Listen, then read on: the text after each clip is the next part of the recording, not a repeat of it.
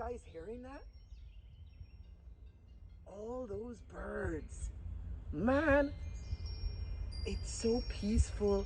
I'm hearing and seeing so many birds out there that I never noticed before. Hey guys, it's me, Lucky. And I took Coach Hunter's advice and I've been bird watching. I'm definitely going to make this a new hobby of mine. I've learned so much about the birds in my garden and in my general area. I didn't even know so many gorgeous birds existed around here. And I'm learning their names and what kind of birds they are and what they do and all that fun stuff. So I encourage you, take this up as a hobby. It might be very fulfilling for you. It's so peaceful, it's calming, especially in the midst of all of this chaos and craziness. Anyway, remember that question I asked you and left you with yesterday about the bird with the widest wingspan? Did anybody get the answer? I didn't see anything posted. Come on guys, you gotta work with me. Post stuff so that I know that you're doing all of this stuff as well. So the birds with the widest wingspan is the albatross. And so you learned something new today. So when coaches say to you about swimming butterfly like Coach Mark talked about, and they say, I want you to swim with albatross wings, nice long arms, you can make the relationship with that. So learn something new every day. What are we learning today? We're going to talk about distance swimming with Coach Lauren. And she's going to bring you lots of tips about distance swimming, what it takes mentally to do well at distance swimming. I hope that some of you will learn to love it. If you don't learn to love it, you will hopefully learn to respect it because it is a tough thing. But tune in to Coach Lauren and learn more. Speaking about distance, we have that mile challenge going on. I hope everybody's getting engaged with that. Please look at certain tips that we're going to have sent to you as well about how to run, how to add and increase your miles each day, because we don't want you just jumping and running 4 or 5 miles just to try to beat the challenge. That could be dangerous. We want you to approach this easily, gently, gradually, till you get up to doing your maximum miles. It's a great thing to do. And that is going to help work with you with your distance swimming. So I'm sure Coach Lauren is going to help you with tuning the two things together. And I will see you after the dry land. Go Gold! Hi Chico Swimmers, it's Coach Lauren here for my humble bowl of quarantine. You guys are doing great. Today I get to talk to you guys about my favorite subject of distance swimming. Distance swimming 101. It's my absolute favorite topic because if you guys did not know, I used to be a swimmer for Chico back in the day. I was a hardcore distance swimmer. Okay, so today I get to talk about all the ins and outs of distance swimming, what makes it so exciting, and hopefully I get to inspire some of you guys to become distance swimmers, continue to be distance swimmers, and give you some tips of the trade to help you out when you guys do the longer sets. Okay, so let's talk about how I got into distance swimming or why I like it so much. So back when I was a swimmer for Chico, when I was about 12 years old, I was in the sectional or region group, we call it sectional advanced region group, what we called it back in the day, all right? And I had to do vacation Bible school over the summer for a couple weeks, and I couldn't make those practices. So I joined my sister in the senior group at the time with Coach Mark, and the first day I showed up, and he said, you're gonna be distance group, and I said, great, awesome, love swimming, love the challenge, let's go. And let me tell you, after that day, I was hooked. I was absolutely hooked on distance swimming. I loved it so much. I love the rush you get when you complete a really hard set and you just feel so good. You feel like you can push to the next gear. You can do anything. You feel like you're Superwoman or Superman. Okay, it feels so good. And even greater feeling that I had when I was a distance swimmer is when we did sets all together as a big group. You know, you guys, I know some of you guys know this out there, whenever you're in silver group or you're in senior national group, you do big sets all together. And there's some swimmers out there that can't last as long, right? They start getting tired, like, Coach Lauren, I can't do this anymore, or Coach Mike, I can't do this anymore. They start dying because their body can't take it anymore. But distance swimmers, you guys know, you guys just push right through it and it feels so good. Even thinking about it right now, when I think about when I was a swimmer, I still love that feeling. I still get excited talking about that feeling. It felt so good to be able to do that on a day-to-day basis. And even better than that, it feels so good to be able to go home every single night and get to impress my friends and family about what I was doing, whether that was when I was younger and I was in the gold and up group, or when I got even older when I was in college swimming. I still got to talk about my fun practices. Guys, that's what you get to feel, all right? It feels so good. So those of you guys out there right now that are doing longer sets or really enjoying them, or your eyes light up really big when your coach tells you about a big set and you guys just love it, don't be scared about that, okay? It's a really good feeling to have, and you should continue that, all right? That probably means you're probably gonna be a pretty good distance swimmer, okay? If you already love that now and you're in the silver and gold group, you're gonna love it later, I promise. It gets so much better even later with awesome sets, okay? So how about on top of being exciting, let's talk about a few things that make it exciting, all right? So a few things. Number one, strong mentality, okay? When you're a distance swimmer, you get a really strong mental game, or you start learning to have a strong mental game, okay? Because you have to learn ways to push yourself to the next level. Keep going. Go through those long sets. Keep going to the next lap or whatever, whether it be 40 laps, 20 laps, 66 laps, even for the mile, okay? You have to learn ways to push yourself. And when you're a distance swimmer, this comes right away. Strong mentality helps you push through. And on top of that, you learn how to be a great multitasker, okay? For example, when I was swimming, I learned how to pretend the bottom of the pool was my favorite movie scenes, okay? Or favorite music videos or song lyrics that I was listening to. And this really, really helps, because sometimes if you can't focus or you don't have that strong mental game when you're swimming, either in practice or at meets, you start fading away because you get so tired and so focused on your body's tired, your body's aching.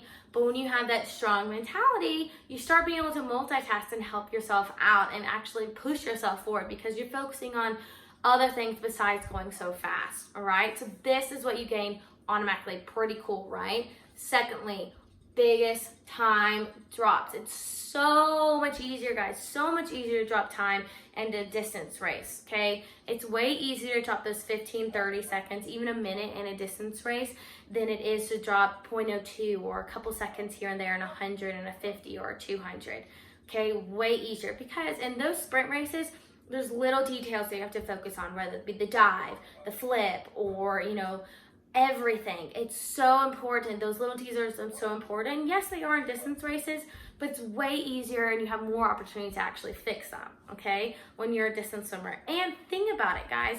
Would you rather look back at the wall and see that you dropped 0.02 seconds, or rather look back at the wall after all that hard work that you did and practice and just that hard work you did at a swim meet? Wouldn't you rather see you dropped 15, 30 seconds or a minute, 10 seconds, okay? Wouldn't that be way better? I know for me, that's what I look forward to after, I just ran or just swam. I just really look forward to that. I did not want to see, when I look back after all the hard work I put into it, that I dropped 0.02 seconds. That was not rewarding to me at all.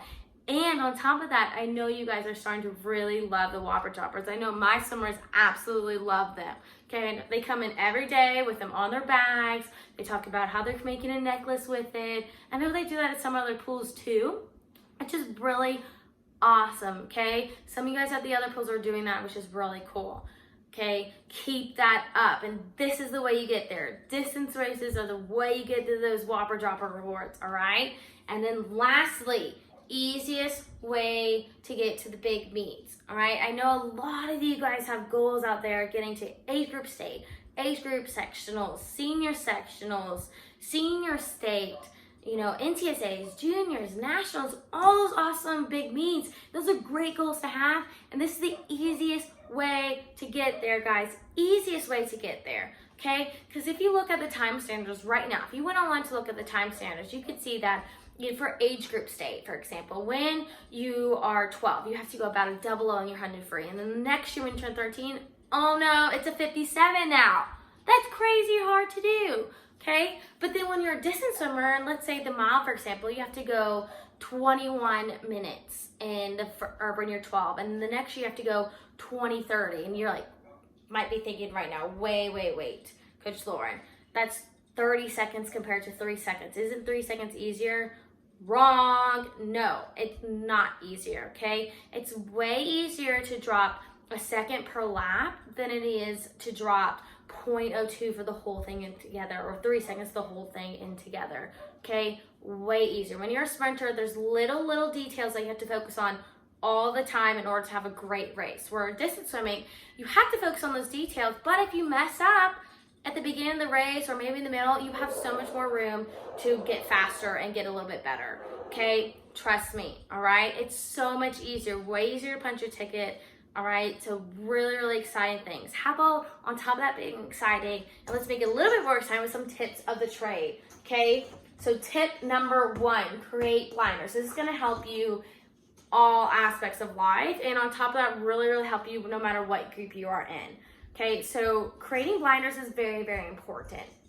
Okay, I do not mean you need to go get papers or hard stock and put it on your goggles. Okay, that's not what I mean, guys. I mean creating your own blinders metaphorically. Okay, I mean you're not listening to the negativity that's behind you. You're not listening to anybody else that's saying, I'm not going to try hard on this set, or I don't like this set, I'm not going to try hard, or I don't like distance swimming, I don't like doing it, I'm not going to do it. Okay, you're focusing on you and you only. That goes into the last thing I'm going to talk about, okay? But creating blinders is going to help you out so much, okay? Because it's going to help you gain that strong mentality. It's going to help you push yourself forward more, all right? And it's really important. I know for me, I didn't learn this till about maybe when I was a junior, and even in college, I still had a hard time with this. And if you learn this now, it's so important. No matter what you're reading, if you learn this right now today, it's gonna help you out so much. You're gonna be focusing on you.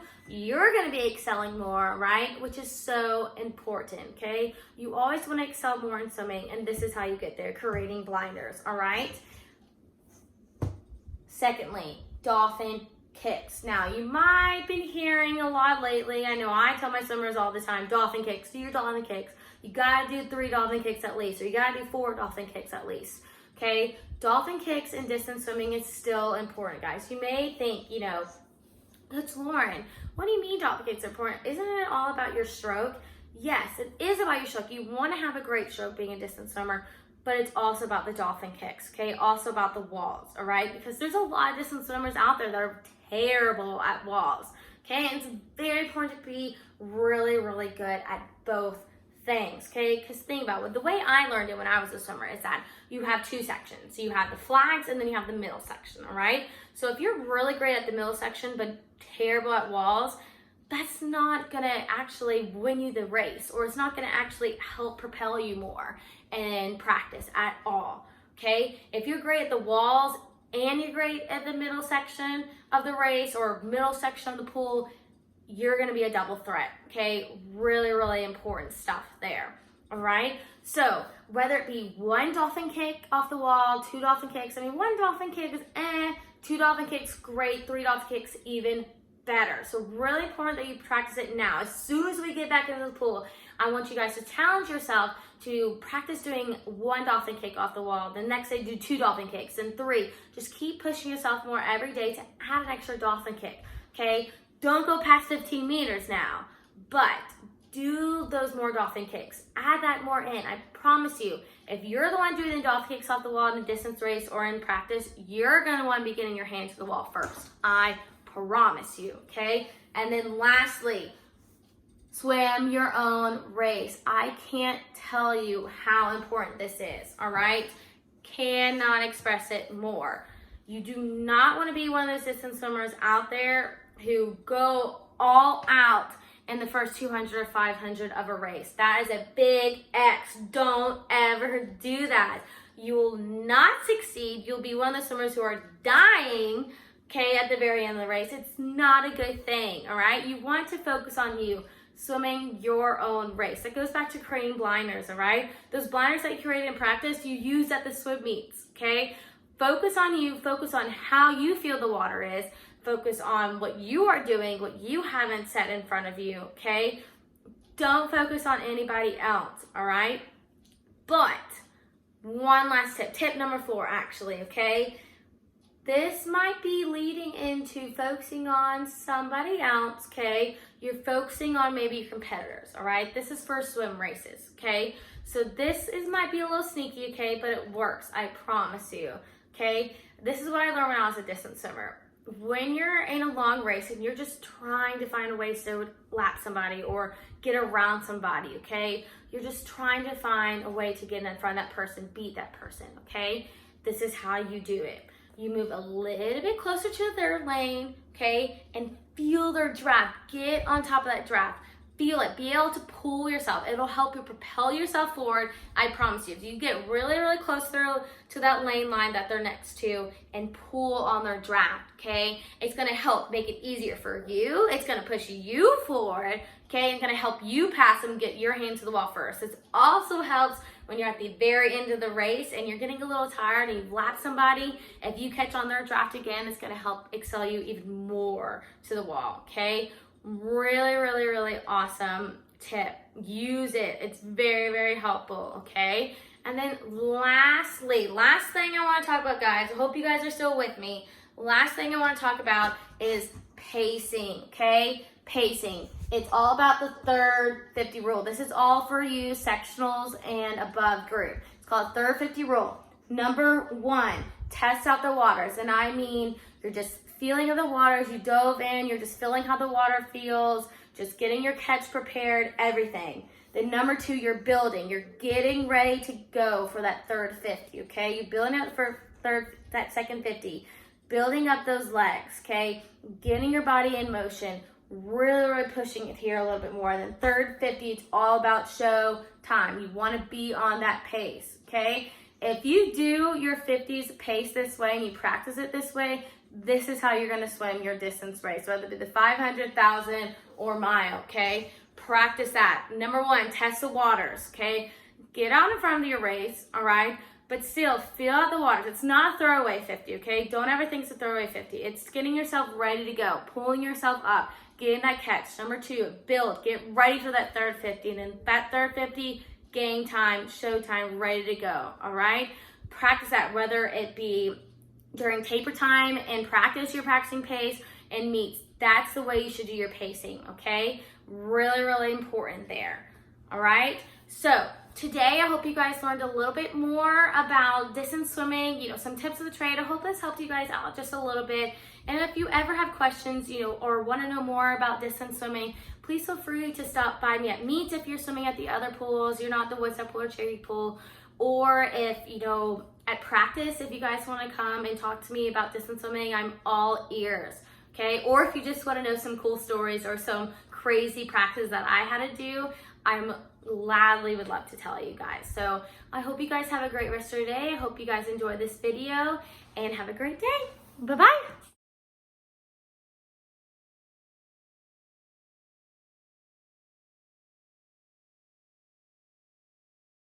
All right, so 3 rounds of this. 2 minutes of jumping rope, 1 minute of wall sit. Okay, make sure when you're jumping rope here, okay, you're just flicking the wrist. All right, not doing big arm circles like this, but tiny little circles coming from the wrists and forearms. 2 minutes of that. Get right done with that. Go right into the wall sit. Now notice I want my heels under my knees, my thighs to my shins. It's perpendicular, 90-degree angle. Keeping that back flat against the wall. A minute of wall sets here. All right, we don't want none of this, right, or this. 90 degrees, get down. 90-degree angle, those legs right there. 3 rounds of that, all right? That's gonna warm up our lower half of our body, get our blood pumping, get everything ready to go for day, all right? Thanks. All right, once you're done with that warm up, you're ready for the main set here, okay? This takes 20 minutes, takes a good chunk of time, okay? Here's what you're gonna do. You're gonna go 60 single unders, okay? What's a single under? Well, it's what we just did with the warm up right there. We were jumping rope for 2 minutes, okay? Single under, it's one time the rope passes underneath your body, okay? 1, 2, 3, 4, 5, okay? Gonna do that all the way up to 60, okay? Then 15 burpees with no push-up. That's exactly what it sounds like here. Let me put the camera down a little bit lower here. Burpee with no push-up, both feet kick out. I'm in this push-up position, but I'm not gonna do a push-up. Both feet come in and jump. 1, 2, 3, okay? Doing 15 of those. Then right into 10 push-ups. Okay, again, try to keep that back flat. You don't want the hips to go down like this, but again, all the way down, all the way up. Make sure you're looking forward. Don't look at the camera like I am, okay? So 60 single unders, 15 burpees, no push-ups, then 10 push-ups, okay? You're gonna keep doing that round after round after round for 10 minutes. So get a running clock, 0 to 10 minutes, 60 single unders, 15 burpees, no push-up, then 10 push-ups. That's 0 to 10 minutes. 10 to 20 minutes, okay? Next part of the workout here. No rest, but going right from minute 10 all the way up to the 20-minute mark.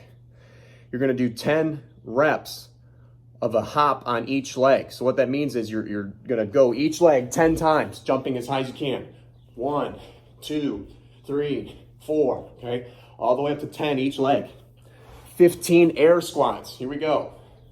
1, 2, 3, 15 of those. Then 60 single unders, back into those single unders again. Okay, here we go again. 1, 2, 3, 4. Okay, all the way up to 60. And you just keep doing that. Okay, you just keep going through that. 10 hops on each leg for height.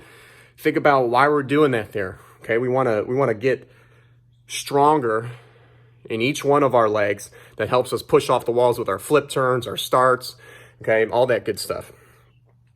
So 10 single leg hops each leg for height, 15 air squats, and then 60 single unders, okay?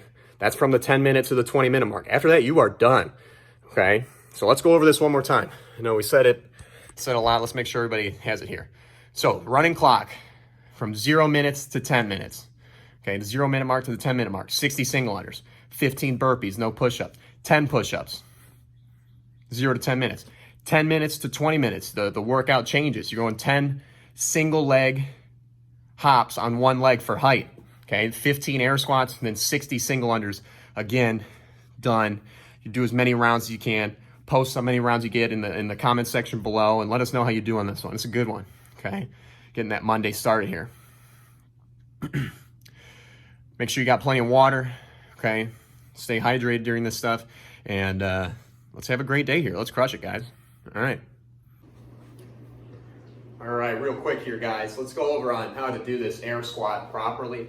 All right, we need to think about getting our hips to set back behind our body, but also keeping the weight on the heels here. Okay, now if I adjust this camera here a little bit, you know, if you're doing this right, see if I get it on my feet here. If you're doing this right, maybe you're just kind of learning how to do this, and you know, coach is telling you to keep your weight back on your heels, and you feel like you're going to fall backwards. That's actually how you know you're kind of doing it right there. It's okay for the toes to lift off the ground here, okay, to get a little bit off the ground. It is not okay for the heels to come off the ground. You don't want that weight to go forward on your body here. You want to keep the weight back, driving through the heels, all the way up and all the way down here, okay? Getting the hips down to create about a 90-degree angle between your thighs and your calves right there, okay? But it's super important that you do these squats right. You know, yes, we're trying to, the workout today is getting as many rounds as possible. But you know, you do the exercise wrong over and over and over and over again, you'll actually start to create an injury in your body, okay? So make sure, let's have a focus of doing the exercises right. Not just today, but forever, okay? Hey, one more quick thing about those single unders. I know we talked about the squats, but let's talk about these single unders here real quick. Set a goal for yourself. Yeah, the workout says 60, okay? You need to get 60 single unders over and over and over again, as many rounds as possible throughout that set. But, you know, you get a little tired, start to get a little flustered when the rope starts getting caught on your feet, caught on the ground, and you start missing, right? You're not hitting those things.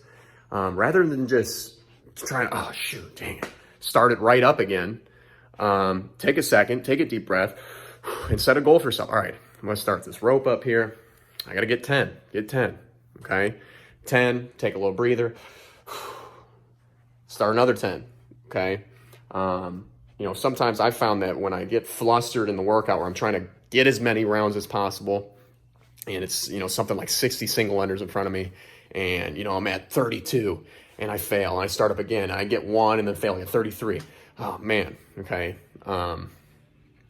It makes it more manageable to where you set a goal like, okay, I'm going to hit 10 every time I start the ropes. I can't hit 60 straight. I get a little tired after 10 or 12. So I'm going to stop at 10, take a breather. Start up again. 1, 2, 3, 4, 5, 6, 7, 8, 9, 10. Take a breather. Okay. That'll help you kind of get through these rounds a little bit better rather than just failing and trying to restart the jump rope every time and getting flustered yourself. Okay. Take a breather, reset yourself, and get after those things. All right. Have a good one. All right. Real quick, a little quick information on some nutrition here.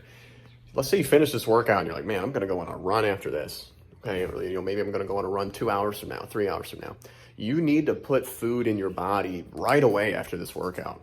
Okay, and what kind of food? Well, something that's light on the stomach that also gives you the sugar and the carbohydrates that you need to keep going, right? To keep the workout going 2 hours from now, 3 hours from now, whatever you're going to be doing later. My suggestions for that would be a banana, handful of almonds or walnuts, a glass of chocolate milk, something that is light on the stomach, but also that's gonna fuel you up to keep you going. Okay, we'll talk about more later on what to eat after your workout if that's the last workout of the day. Believe it or not, there's a little bit of a difference there, right? What I just told you right there was, again, going this 20-25 minute workout, and I plan on running 2 hours from now, maybe with some family, or maybe I'm just hopping on the treadmill inside the house and I'm going to do a little 2-3 mile run. What you eat before that or after your first workout is super important, right? So again, banana, handful of almonds, walnuts, an orange, or a glass of chocolate milk. Those are all great things to help you fuel you up and get ready for the next workout. Okay. Hope you enjoyed it. Wow, that was an amazing workout. Ooh, feel kind of like a dead buzzard more than a lucky duck. Anyway, my abs feel good. Feel that six-pack coming on. Beach body is here for the summer. Gonna keep working on it. Arms feel good. Yeah. Coach Corey, Coach Luke, you did it again. Feeling really good. Parents, I hope you're tuning in and exercising, working out with your kids.